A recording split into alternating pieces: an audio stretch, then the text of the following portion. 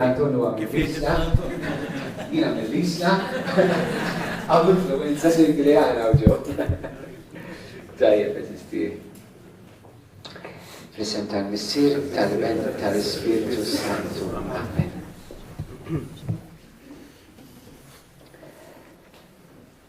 Mr. Qaddis nfaħruk ningrazzjawk minn qalbna tal-preżenza tiegħek li ġabritna fl-imkien. Nitolbuk pa' fisem Ġesu. Ħalli joġbok tibat fuqna d-don tal-Ispiritu Santu. Ħajkunu li jmexxina u li jgwidana f'tal-moment. Ħalli jmexxi l-qalb tagħna, il-ħsieb tagħna lejn Ġesu. Nitolbuk Spiritu Qaddis, iftenna qalbna bera għal dak kollu li se nirċievu l-lejla u wettqu int. Nitolbuk sabiex inti tkun fostna u taħdem fil-imħuħ tagħna, fil-qlub tagħna, fil-imġiba tagħna.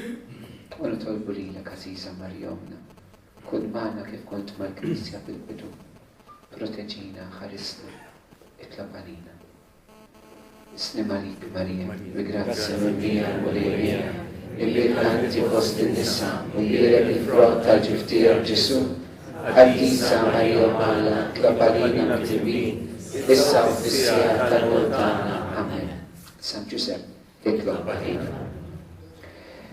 Hekk eżisti fil-mixja tagħna, hekk matul dawn l-eżerċizzi, tlaqna mill-mument li qegħdin nimxi wara Ġesu. L-ewwel riflessjoni tagħna kienet kif Ġesu ħareġ mid-dinja permezz tal-passjoni u rajna aħna mill-liema mentalità tad-dinja rridu ninqalgħu biex inkunu miżżewġin insara. Imbagħad riflessjoni tas-sibt li għadda rajna mument ieħor mill-passjoni meta Pietru ċaħad il-Ġesu u rajna tliet ċaħdiet li kienu tliet ċaħdiet differenti u kif dawn jistgħu ikunu tliet ċaħdiet differenti fi żwieġ tagħna. Illum hekk xtaqt li niffukaw ftit anke fuq aspett ieħor fil-mixja tagħna wara Ġesu fil-passjoni. Hekk il-fatt Ġesu eżistijej illi id-batija tiegħu kienet il-fejqan tagħna. Ġesu mid-batija kollha illi għadda hu aħna sibna il-fejqan u s-salvazzjoni tagħna. U allura f'din il-mixja wara l-mulej xtaqt illi llum neħtlu f'riflessjoni dwar ir-realtà eżisti meta tgħix flimkien fil-ħajja miż-żewġa hija inevitabbli, jiġifieri ma jistax ikun li ma tgħaddix minn mument ibes, minn mument fejn koppja tweġġa' lil xulxin għal raġunijiet differenti. Allura kif ngħixu dan il-mument bħala nsara? X'attitudnijiet għandu jkollna bħala nsara? Però qabel ma nidħol f'riflessjoni eżistijej, hekk nixtieq nagħmel żewġ punti ħafna importanti. Dan li se naqsam magħkom huwa dak li within brackets jista' jkun f'ċerta normalità tal-ħajja miż-żewġa u l-bniedem. Għaliex qed ngħid hekk, għaliex hemm ċirkustanzi fil-ħajja anke l-Knisja tirrikonoxxihom fejn persuni ma jistgħux jibqu jgħixu taħt saqaf wieħed. Għal raġunijiet differenti mhux is-suġġett tagħna llum huma l-istess raġunijiet għalfejn anke l-Knisja ġieli tagħti ċerti annullamenti fuq diżordnijiet pereżempju ta' personalità psikoloġiċi. Jiġifieri dan li qed ngħidla aħna nagħmilha ħafna ċara within the limits ta' ċerta normalità ta' ħajja. Okay? Għaliex fl-estremi għandna sitwazzjonijiet illi dan li se ngħid ma jaqax għalihom biex inkun ħafna ċar. Għax hekk ma nagħmlux dal-punt ċar eżisti, mod kif nitkellmu xi drabi bħala nsar anke bħala Knisja, nispiċċaw nweġġu ċertu nies. Rridu nkunu saqajna malajt. It-tieni ħaġa li nixtieq ngħid qabel ma nidħol fir-riflessjoni li dan se naqsam magħkom fil-verità huwa sempliċi. U għax hu sempliċi tistgħu tintilfu fih. Għax hu sempliċi tistgħu tintilfu fih u ma tapprezzawx il-profondità tiegħu. Number one. U number two anke għaliex huwa fis-sempliċità tal-Vanġelu li ċerti affarijiet aħna nibdew nindunaw kemm nirraġunaw kif tirraġuna d-dinja temm barra li ma temminx u mhux kif jirraġuna Ġesu kif nimxi fuq il-passi tiegħu. Allura nistgħu anke nħossuna at odds jew li mblukkaw mill-ewwel dak li se nkunu ħanisimgħu. Qed ngħidilkom dan biex ikollna qalb miftuħa għal din il-kelma. L-ewwel ħaġa tiegħi nixtieq naqsam magħkom 4 affarijiet illi għalina li nemmnu mhumiex veri għalkemm xi drabi l-esperjenza tal-ħajja donna iġġielek temmen li hija vera. 4 affarijiet li meta niġu fir-realtà ta' żwieġ fil-fażijiet fil-mumenti jibsa tiegħu, dawn l-4 idejat li ħansemmi jistgħu jinfluwenzawna negattivament u ma jagħtux ċans biex il-ħajja tal-koppja fi żwieġ tibqa' mixja, tibqa' tikber anke b'mod nisrani u b'mod uman. L-ewwel eżisti għalhekk qatt sprovajt impoġġihom f'espressjonijiet biex tifhmuni. Qatt qedtu diċ-ċirkustanza it-tort tiegħu jew tagħha jien kif jien. Qatt xi darba ttuha it-tort tiegħu jien da mhux il-karattru tiegħu u ġabni hekk, hi ġabitni hekk. It-tort tiegħu jien kif jien. Irdu nerizzaw eżisti li ħafna drabi aħna dak li jiġri bejnietna fi żwieġ, bejnietkom mhux bejnietna, m'għandix imma dak li jiġri jista' jinfluwenzak imma mhux jikkontrollak. Żommu din ħaġa qudiem għajnejkom aħna naraw anke l-kelma tagħna fuq dan. Dak li jiġri jista' jinfluwenzak imma mhux jikkontrollak. Jekk inti weġġek raġel u inti tpattilu b'mod sempliċi, hemmhekk inti qed tħallih jikkontrollak tgħid jiena mhux hekk għamel mela jiena ma nafx nagħmel mod ieħor. Le, tirrealizza li dak li jiġri jinfluwenzak imma mhux jikkontrollak. Int għad għandek il-libertà tiegħek x'tagħmel f'realtà meta żwieġ tiegħek jgħaddi minn mumenti ibsa. Il-kelma tal-leżis tiegħi fl-ittra l-Efesin, kapitlu 3, vers 14-17 tgħidilna hekk, San Pawlu. Jiena ninżel għall-kubtejja quddiem il-missier li minnu tuħu sima kull familja fis-sema u fl-art. Biskont il-għana tal-glorja tiegħu jagħtikom li bil-qawwa kollha tal-Ispiritu Santu tissaħħu fil-bniedem ta' ġewwa. Aħna għandna bżonn neżisti nagħmlu qabża għall-bniedem ta' ġewwa. Int ma jistax ikun li fi żwieġ tiegħek ħatkun ikkontrollat minn x'jagħmel martek, minn x'tagħmel żewġek u x'jagħmlu uliedek. Int minn ġewwa San Pawli tgħidilna issaħħu fil-bniedem ta' ġewwa biex ma tkunux ikkontrollati minn barra mill-ċirkostanzi tagħkom. Meta aħna eżisti niġu kontrollati minn barra x'jiġri, allura aħna m'għadniex qed nissaħħu minn ġewwa. Il-mixja nisranija hija mixja ta' interjorità. Meta inti tidħol ġewwa fik innifsek u tkun immexxi minn ġewwa u mhux minn barra. It-tieni eżistijaj mentalità li tista' tiġina quddiem sitwazzjonijiet ibsa fil-ħajja ta' żwieġ hija meta tibda tgħid ma jitbiddel qatt. Ma titbiddel qatt. Qatt sibtulkom infuskom temmnu din il-verità? In-nies ma jitbidlux, m'hemmx ċans li jitbiddel. Meta tgħaddi wara ċerta snin ta' ħajja miż-żewġa u tara ċerta patterns, faċilment li inti tibda temmen li m'hemmx ċans għall-bidla. U din għalina bħala nsara eżistijaj, din aħna ma nistgħux naċċettawha u ma nistgħux nemmnuha. Aħna nemmnu li n-nies jistgħu jitbidlu.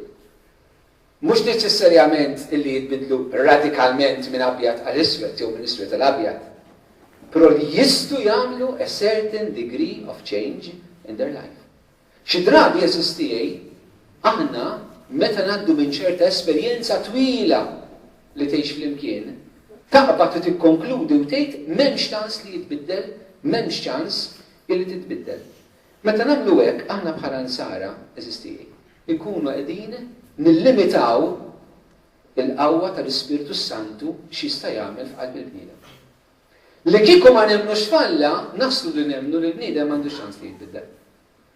Però jekk aħna qed nagħmlu mixja umana u ta' fidi, ma nistgħux naċċettaw ma' nfusna li l-bniedem qatt ma jista' jitbiddel. Għalhekk qed ngħidilkom dawn huma mentalijiet li aħna faċilment jista' jkun li inti dan ġie aċċettajthom fil-ħajja miż-żewġa tiegħek. Illi aċċettajt illi daqshekk nistgħu naslu m'hemmx xans aktar. U qed ittellef il-possibilità ta' growth għax l-esperjenza qed ngħidilkom xi kultant iġġielek temmen hekk. Issa fil-mixja rridu nagħmlu qabżiet ta' fidi. San Pawl fl-Tratiju il-Filippin, chapter 1 verse 6 jgħid, jiena żgur minn dan, Pawlu m'għandux dubju, żgur minn dan, li dak li beda din l-opra tajba fikom iwassalat minn tagħha sa ma jasal Sidna Ġesu Kristu. Aħna l-fidi tagħna tkun jekk bdejna l-żwieġ fi ġrejn Ġesu fis-sagrament tal-artal, il-qawwa tiegħu ħataħdem fi żwieġ tagħna jekk aħna ntuha ċans biex hu li beda din l-opra tajba iż-żwieġ tagħna ikompli kabru, ikompli mexxieħ fit-triq tal-dusija. Aħna qed nagħmlu mixja biex inkunu miż-żewġin għad-disin hawnhekk eżisti. Mela int ara ftit miegħek innifsek. Jekk f'mumenti jibsa ta' żwieġ tiegħek, inti moħħok il-frame of mind tiegħek huwa dan mhux se jitbiddel, din mhux se titbiddel. Jekk aħna nagħlqu qalbna għall-grazzja tal-Alla li tista' tibdel persuna, aħna nkunu qegħdin intelfu il-persuna milli titbiddel. Mhix faċli biex taċċetta li ċerti nies jistgħu jitbidlu. It-tielet mentalità eżistijaj li jista' jġina meta żwieġ jgħaddi minn sitwazzjoni ibsa hija li tgħid m'hemmx tagħmel jew nitlaq jew krepa. Jew nitlaq barra miż-żwieġ jew krepa qod hemmhekk issa m'hemmx tagħmel ormai jiena m'għandix indipendenza finanzjarja, ma nistax nisapara, m'għandix il-flus tiegħi, ma naħdimx, ma nistax. M'hemmx tagħmel, rid noqgħod hemmhekk bil-fors. Meta inti tibda tuħu dan l-atteġġament u din is-sitwazzjoni, dil-mentalità, żewġ options bissem, jew nitlaq, jew noqgħod hemmhekk krepa u qogħod bil-fors. U wara kif ħadd irnexxi u kif tagħmel l-inqas sara possibbli. Meta nagħmlu hekk eżistijaj bħala bnedmin insara, l-ewwel ħaġa nagħmlu żewġ affarijiet. U għandna din naqflu lilna nfusna. Qed naqflu lilna nfusna f'gaġġa, int stess qed taqfel lilek innek se f'gaġġa li qed tgħid m'hemmx options oħrajn x'nista' nagħmel fuq l-aspett umani. It-tieni ħaġa fuq aspett spiritwali eżistijaj ma nkunux nagħtu ċans il-mulej x'jista' jagħmel hu. It-tieta profeta Eżajija 55 verse 8 jgħidilna hekk il-mulej. Il-femiet tiegħi mhumiex femietkom u triqat tiegħi mhumiex triqatkom. Jekk forsi inti ma tarax any other option tajba, iddeċidejt jew nitlaq jew nibqa' hemmhekk nikrepa bil-fors u ma tarax li l-mulej jista' jagħmel xi ħaġa oħra fil-ħajja taż-żwieġ tiegħek, inti hemmhekk qed tingħalaq għal darba oħra grazzi tal-Alla. U rezzaw li xi drabi meta jgħaddu snin aħna faċilment nagħlqu lil nfusna. U din hija serja għalina eżistija bħala nsara. Għax allura żwieġ nistgħu ma niżżewġu xejn bi knisja, innoħu grazzi tal-Alla barra minn kollox, niżżewġu l-kol ċivilment u nitkellmu miżbiex fuq l-aspett uman. Xejn aktar. U ma nagħtux l-ispazju għall-mulej biex jaħdem. Mhijiex vera illi jew titlaq miż-żwieġ tiegħek meta tgħaddi miż-żminiebes jew toqgħod hemmhekk bil-fors krepa. Ir-raba' attitudni eżistijaj illi nistgħu nemmnuha kif inhi mid-dinja tal-lum hija li tgħid ċans għal żwieġijiet oħrajn hemm imma tiegħi wieħed minn dawk li huma hopeless. M'hemmx ċans ta' xejn. Ħadd ieħor jista' jkollu ċans, imma żwieġ tagħna m'għandux ċans. Din tista' tkun eżisti sitwazzjoni illi aħna nimnuha. Oħrajn iva għalija le. Tisma' bistejjer ta' ħadd ieħor illi iva anka kienu rock bottom, hemm isfel, bajnuna tal-Alla u bajnuna tal-bnedmin koppja reġgħet bniet iż-żwieġ tagħha, kellha tama ġdida, imxiet il qudiem imma tgħid dak għall-oħrajn għall-żwieġ tiegħi le. Meta tirraġuna hekk taqaf din in-nuqqas ta' tama totali, eżistija serja mill-aspettu tagħna bħala nsara.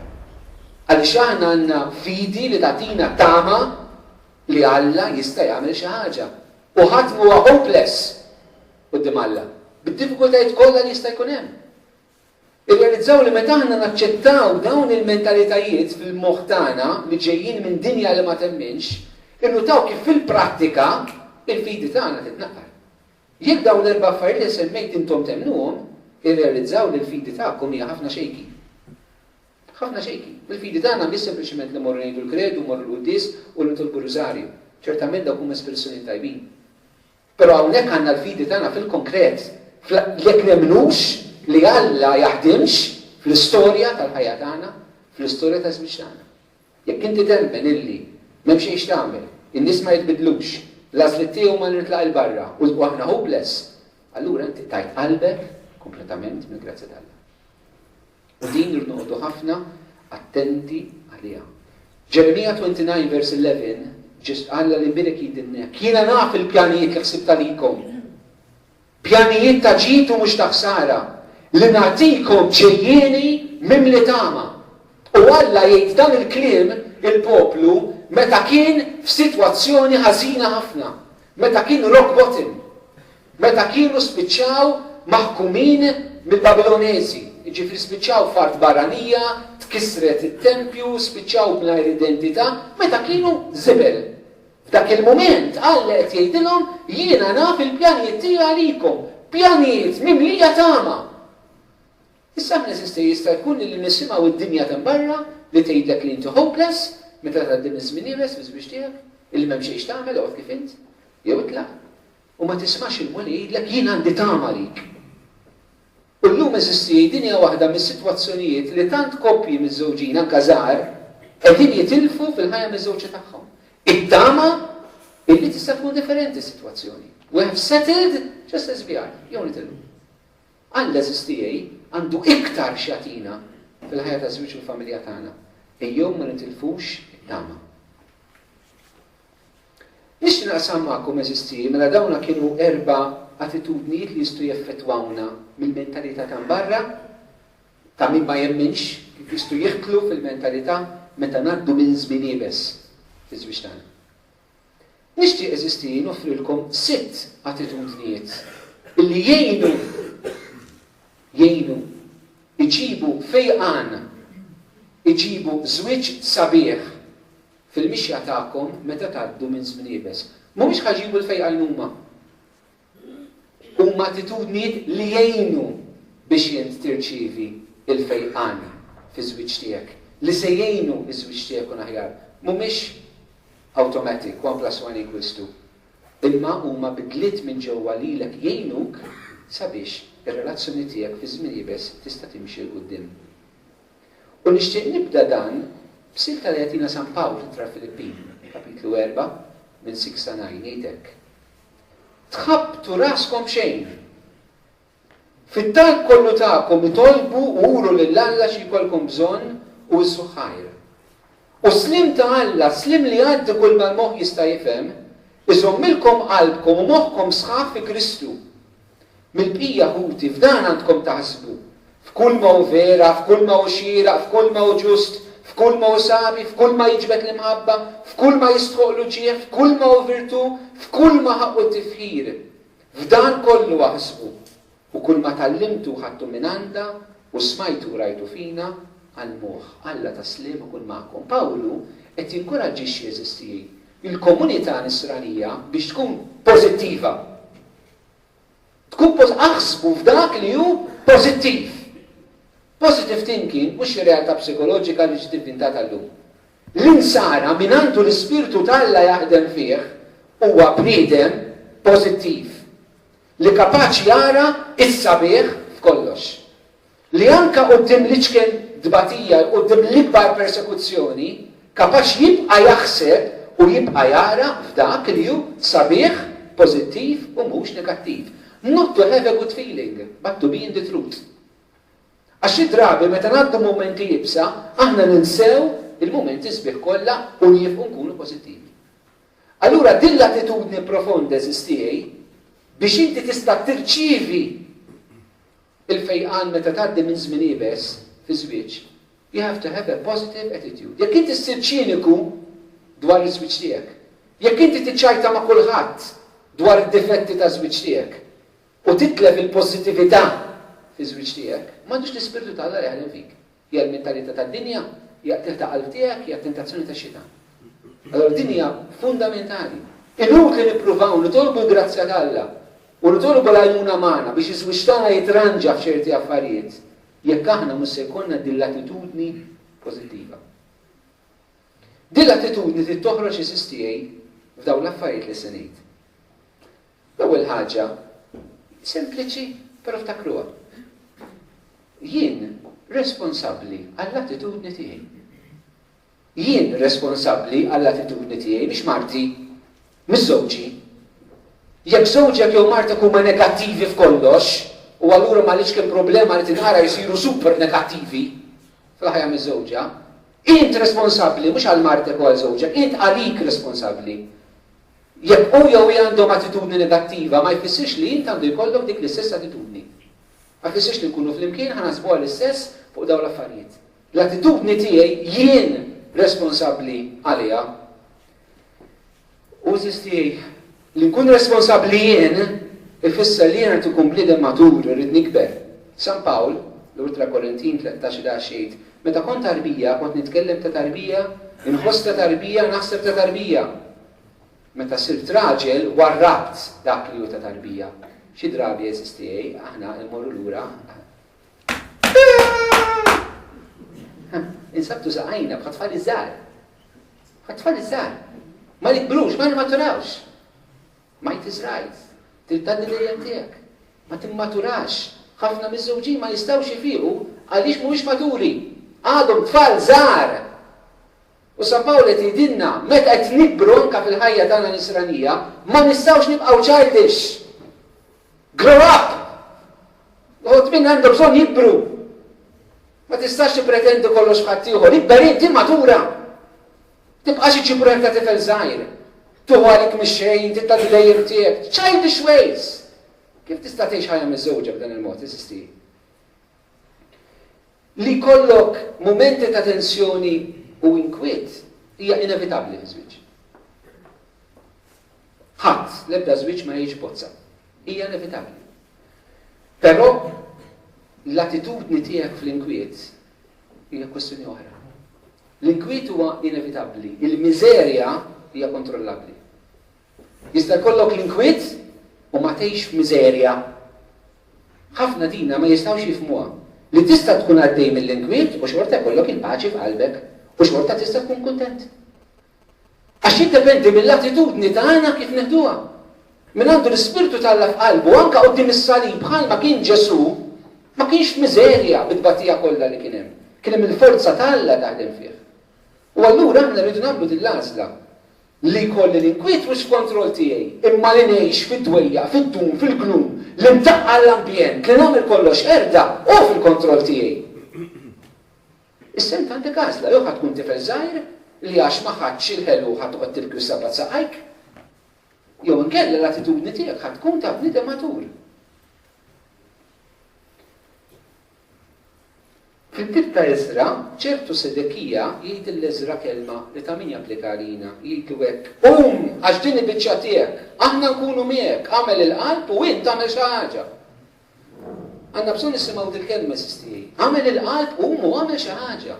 Ibdel l-attitudni tiegħek quddiem is-sitwazzjoni ta' nkwiet.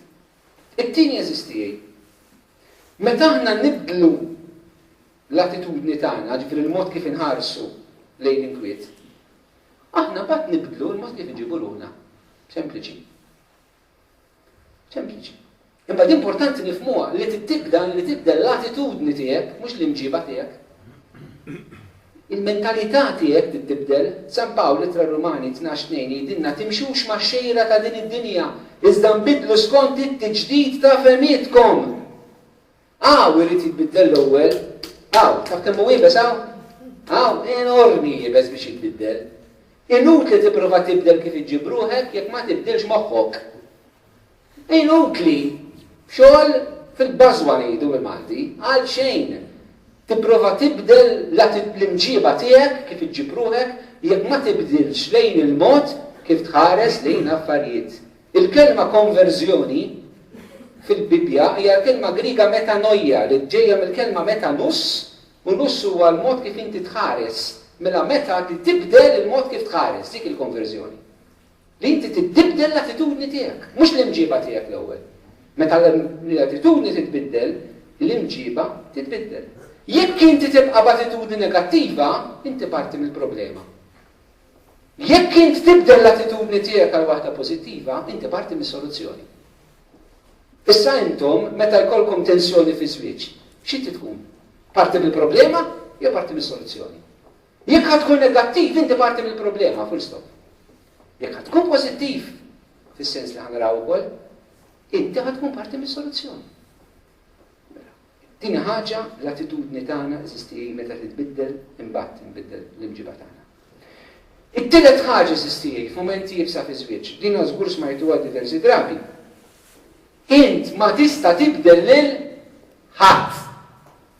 Forget it li tipprova tibdel lil martek jew il żewġek. Forget it. Min jipprova jibdel xi persuna, diġà jitlaq fuq siq zoppa iktar minn hekk, it's a lost battle. Nobody can change anybody. Ħadd, il-Knisja ma tistax tibdel in-nies. Intom ma tistax tibdlu xulxin, intom ma tistax tibdlu lilkom, u lilkom mhux ħajbdlu lilkom. Ħadd ma jibdel ħadd fil-ħajja. Però it-skolar li hija jekk aħna ma nistgħux nibdlu l-xulxin, aħna nistgħu ninfluwenzaw lil xulxin. Il-kelma tal-Alla tgħidilna lew litra Korintin kapitlu 15:33. La titqarqux il-ħbiberija ħażina tħassar drawit tajba. Bħalma ħbiberija ħażina tista' tinfluwenzak u tħassarlek it-tajjeb tiegħek. Dan turina il-qawwa li aħna għandna biex ninfluwenzaw lil xulxin. Meta l-affarijiet imorru daqsxejn żmerġ fi żwieġ, tippruvax tibdel il-mara jew ir-raġel, però prova influenza u mhux tipprova tibdilha. It's one thing trying to change, another thing trying to influence. Anka Alla magħna eżistijaj. Alla magħna jipprova jinfluenzana u mhux jipprova jibdilna. Meta tipprova tibdel in-nies anka fil-ħajja miż-żewġa, taf mhux tibdew tagħmlu? Tibdew tagħmlu ħafna manipulazzjoni. Nara kif nilabek, nġibek checkmate, ħanġibek irid jien. Illum il-ġurnata eżistijaj, il-koppji żgħar tagħna iktar mill-koppji avvanzati fl-età, aħna nħobbu l-libertà u ħadd ma jagħmilna checkmate, fi każ ma ġast quit. Meta tipprova timmanipula l-martek u l-żewġek quddiem realtà jibsa, hemmhekk inti qed tagħmel teddida lejn il-libertà ta' martek u żewġek u ma tħoss li hija maħbuba. Għax minħobb ma jimmanipulax in-nies biex iġibhom fejn iridu. Tista' tinfluwenza mod pożittiv. Bħalma l-mulej lilna ma jimmanipulaniex. He does not manipulate us. He influences us. He guides us. He shows us the way. But he doesn't manipulate us.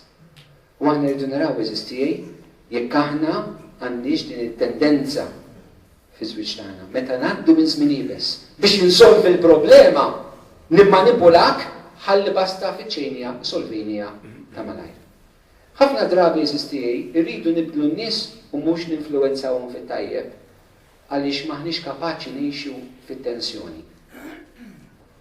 Ġesu fuq is-salib kapaċi jgħix bil-qawwa tal-Ispirtu tAlla li niżel fuqu fil-mamudija tiegħu, jgħix it-tensjoni tas-salib.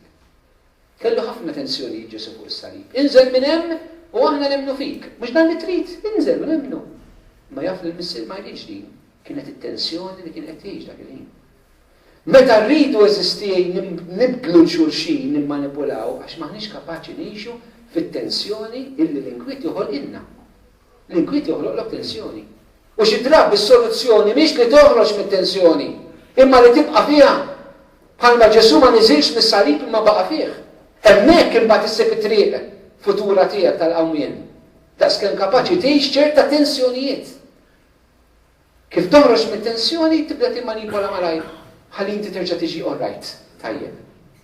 It's a longer way to influence people, but it's the best way to get results. Ir-raba' ħaġa eżistijaj f'mumenti jibsa fil-ħajja miż-żewġa, irnodu attenti li l-emozzjonijiet negattivi ma jkunux huma li jikkontrollawna. Il-kelma tal-Efesin chapter 4 verse 26 tgħidilna tinkurlaw, tirrabjaw, Pawli joħda iva li aħna nirrabjaw, imma xejn. Imma tidimbux. Tinkurlaw, iva. Imma tidimbux. Jiġifieri, l-emozzjonijiet negattivi li qed tirrabja m'għandhomx tħallihom jikkondizzjonawk x'tagħmel. U din eżistija aħna bħala nsara maturi, irridu noqogħdu daqsxejn attenti għaliex il-kultura tagħna has blown out of proportion l-idea ta' feelings. Ġifieri jekk ma ngħiduhomx ċari jiena nista' nagħmilhom hekk. Jekk inħossni tajjeb nagħmilha. Mentalità tal-lum. Għamel dak li tħoss. Be true to your feelings. Jekk nagħmel xi ħaġa li ma nħossix, inħossni ipokrita. Għax l-importanti hu dak li nħoss. Mentri fil-verità fil-ħajja tiegħi, hemm affarijiet li huwa importanti li inti tagħmilhom anke ma tħosshomx u ma tkunx ipokrita. Tfisser biss li inti persuna li m'intix immexxi mill-emozzjonijiet tiegħek. Qatt qomtu fil-għodu ma kellkomx aptit tmorru x-xogħol? No. Qomtu fil-għodu ma kellkomx aptit toħorġu mis-sodda? Toħorġu mis-sodda, mhux ma toħorġ mis-sodda. Imma you do it. Għaliex hemmhekk kapaċi tistaqsi, not what I feel I should do, but what I ought to do. U xi drabi quddiem sitwazzjonijiet ibsa eżistiji ta' realtà miż-żewġa, aħna naraw x'inħoss li għandi nagħmel, jew x'għandi nagħmel. Jekk aħna ninqabdu eżistijej f'din il-logħba illi jiena nagħmel biss dak li nħoss, allura ma jistax ikun illi inti timxi l-qudiem f'mument qiebes tal-ħajja miż-żewġa. Għax dak li tħoss ovvjament x'inhu huwa tpattija, vindikazzjoni, jitlaqlem, muta ma titkellimx, mhux dak li tħoss, mhux dik l-umanità tagħna. Però aħna kemm qed nimmaturaw bħala nsara u bħala bnedmin li we don't get stuck into our emotions, li kapaċi nimxu l-qudiem. Taħsbu li Ġesu kellu xi good feeling fuq is-salib. U hemmhekk l-iktar mument li ħabna. Fil-momenti jibsa eżistijej, u għodu attenti, tistaqsix x'inħoss li għandi nagħmel, imma staqsi x'inhu l-aħjar, x'inhu s-sewwa, x'inhu t-tajjeb, x'inhu dak li l-iktar se nħobb bih. Il-ħames ħaġa eżistijej fil-momenti jibsa tal-ħajja miż-żewġa li inti tammetti l-iżbalji tiegħek mhuwiex xi sinjal ta' djufija. Ġesu jgħidilna illi dak ir-raġel li mar jitlob fit-tempju li niżel tajjeb quddiem Alla ġustifikat kien dak li qal mulej jkollok lilna minni għax jiena midneb. Dak li ammetta in-nuqqas tiegħu, dak li ammetta l-iżbalja. Xi drabi eżistijej aħna nippretendu li f'mumenti ibsa fil-ħajja miż-żewġa insolvuhom u nelbuhom billi nitfu kollox taħt it-tapit. Isu qatt ma ġara xejn, ejja nibdew from scratch, full stop fresh line, il-problema hemmhekk ejja ninsewha u ejja nkomplu. Min jagħmel hekk eżistijej, isek għandek mostru d-dar li dejjem taħbih, ikompli jikber bil-mod il-mod u ma tindunax u f'daqqa waħda jolli rasu jagħmellek rebus kull imkien fid-dar kollha. Mhux ħadd minnkom għandkom baby monster li qed jikber mhux ħollu attenti. U x'darba ħajolli rasu, tgħid mama, sar inkontrollabbli issa ta' żgur. Dak joqgħod hemm u dejjem jiekol il-leftovers li għaw fuq il-mejda, taf kien jikber bihom. Xi drabi immaġinaw hekk meta jkollkom ħafna unresolved issues, issa għandek mostru żgħir illi kull darba titimgħu, illum il-ġinidna fuq din, u mbagħad ma tkellimniex u mbagħad irġgħu nitkellmu ma tikkeljajniex, dak jikolha. Għada fuq oħra, dak jikolha, għada fuq oħra, dak jikolha. U dejjem jikol, u inti minna li qed bikbietu. Sakemm darba jqum, jagħmilek rebus. Aħna eżistijej, jekk aħna nies ta' fidi, l-Ispiritu Sant jwassalna biex nkunu fil-verità. L-umiltà eżistijej. M'hemm l-ebda mħabba fejn m'hemmx l-umiltà. Santa Veronika Giuliani kienet tgħid it-triq għall-imħabba hija l-umiltà. Fejn hemm is-supervja li jint qatt ma tammetti l-iżbal tiegħek. Anka tammettih verbalment, jien żbaljajt hawn. Meta tgħix fis-supervja, inti tibda teqret minn ġewwa, tħott minn ġewwa iż-żwieġ tiegħek. U anke din eżistijej għandna għażla x'nagħmlu. ċertament li inti tammetti l-iżbal tiegħek ma jfissirx li tista' tirranġa dak li għamilt. Hemm ċerti żbalji li ma nistgħux nirranġawhom fil-ħajja ħbieb. Hemm ċerti żbalji li rridu mbagħad il-konsegwenzi tagħhom. That's life. Dik hija realtà fuq kollox, inkluż fil-ħajja miż-żewġa. Hemm ċerti żbalji li prevention is better than cure. Imma li konna anka billi nitolbu maħfra xulxin, anka billi nammettu l-iżbaljajna, ċerti konsekwenzi qegħdin hemmhekk u rridu nerfgħu fil-ħajja miż-żewġa. Iġifieri nitolbu maħfra u nitolbu skuża, ma naħsbux illi daqshekk solvejna kollox. Il-konsekwenzi irridu talmu nifaċċawhom wara. Istit ħaġa issir li xtaqt naqsam magħkom dwar attitudni tagħna f'mumenti ibsa fiż-żwieġ hija li tibqa' temmen illi l-imħabba għandha l-forza għat-tajjeb kollu. Li l-imħabba għandha l-forza għat-tajjeb kollu.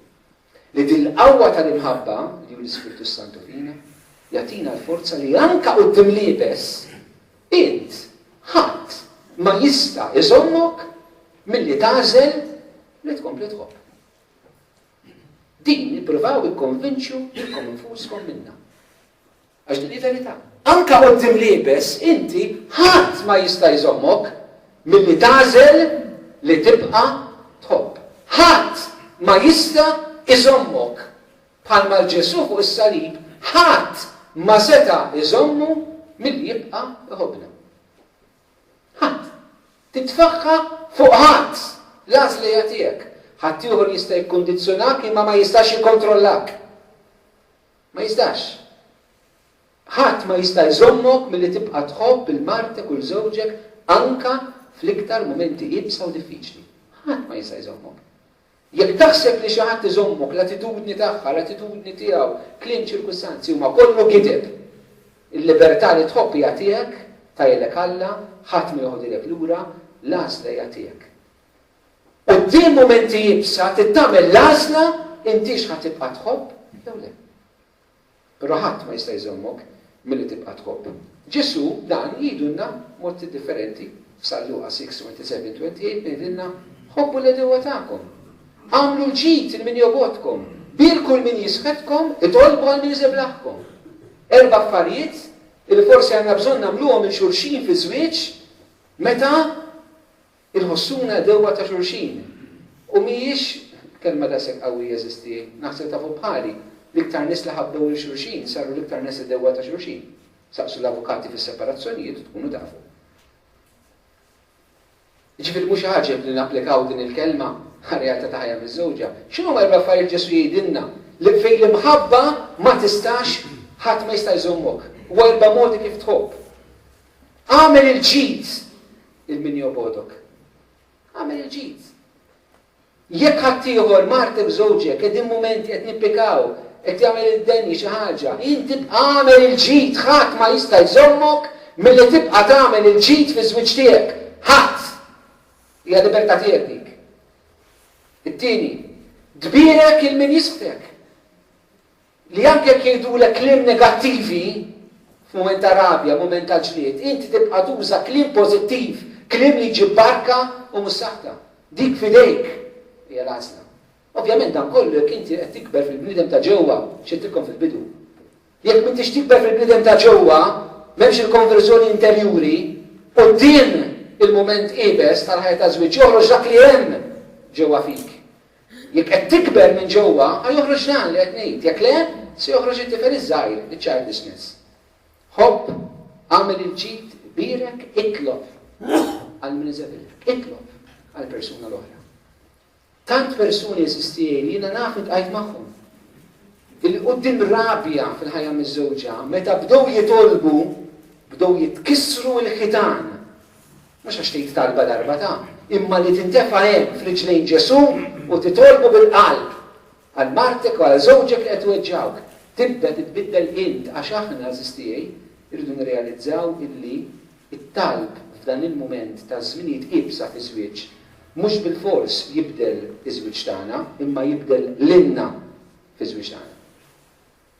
li titlob f'mumenti jibsa ta' żwieġ tiegħek mhux bil-fors jibdel il-martek jew il-żewġek, imma jibdel lilek fir-relazzjoni ma' martek u ma' żewġek.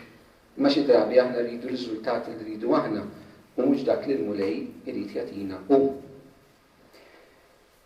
Hawnhekk Ġesu għalin eżistijaj quddiem dawn il-mumenti jibsa ħobb l-għadu tiegħek, ħobb il-xulxin. Għaliex qed jgħidilnek? Għaliex meta inti tgħaddi minn żmien ibes, ħafna drabi il-focus tiegħek jitbiddel milli tagħti l-imħabba għalli trid tirċievi l-imħabba.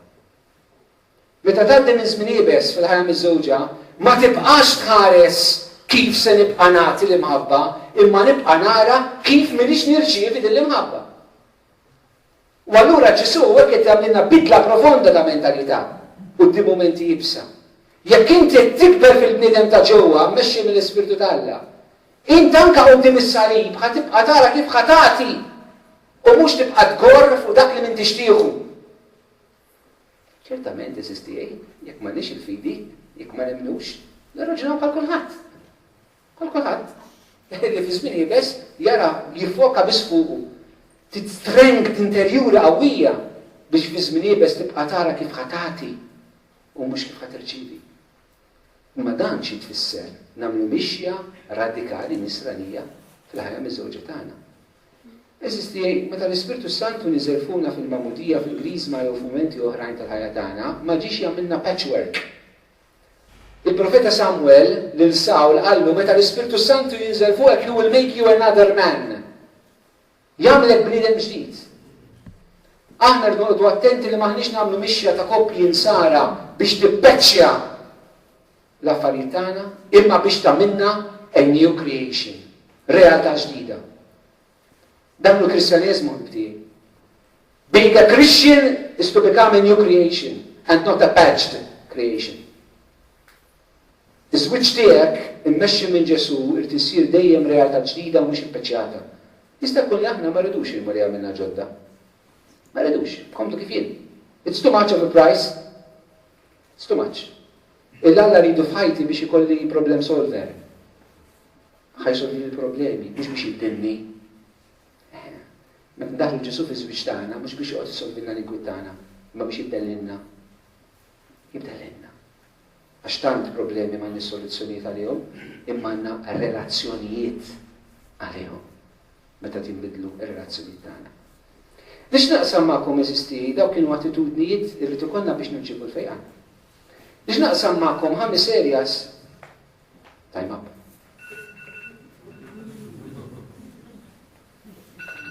Sorry, konna mhux ħanagħmluhom. Ħudu dan hawnhekk illi stajna nirċievu llum.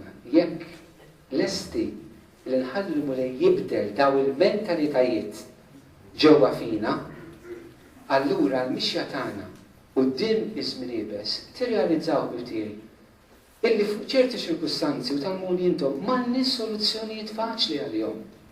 M'għandniex. Nitqu bin-nies meta nippreżentaw simple solutions. Anke ngħidu li sempliċement mur itlob u kollox jissolva. Le. Mur 4 sessions ta' counseling u kollox jissolva. Le, imma attitudnijiet profondi li fina jridu jitbidlu. Ġesu fil-passjoni meta nħarsu lejh quddiem is-salib quddiem żmien ibes jurina the right attitudes we should have to continue to live in God's presence. Jekk aħna rridu achieve grace, you'll have achieved marriage. Jekk tridu verament il-grazzja li hemm prezz li titħallas għaliha, u l-prezz huwa l-bidla tiegħek u s-salib ta' Ġesu, allura jkollok a worted marriage and not a cheap marriage. Gloria lill-Missier u lill-Iben u lill-Ispiritu Santu.